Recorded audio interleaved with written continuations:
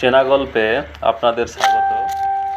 এটা একটা মহুয়া গাছ, আমরা বলি মহুল। অনেক মোটা এবং অনেক বড় গাছটা। দেখি কতগুলো মহুল পড়েছে। মহুল হচ্ছে আসলে ফুল, এর থেকে ফল হয়।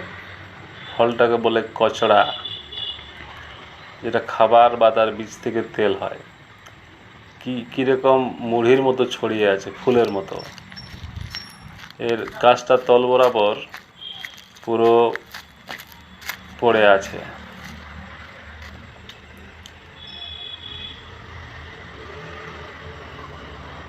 মহুলগুলো গবাদি পশুর প্রিয় খাবার। ছাগল, গাই গরুতে খুব ভালো খায়। আগে মানুষও খেত। যখন মানুষের অভাব ছিল খুব, সেদ্ধ করে বা পিঠে করে খেয়ে খিদে মেটাতো। বুড়িমা দেখুন একটা একটা করে কুড়োচ্ছে। অনেক সময় লাগে, আর ধৈর্য তো লাগেই।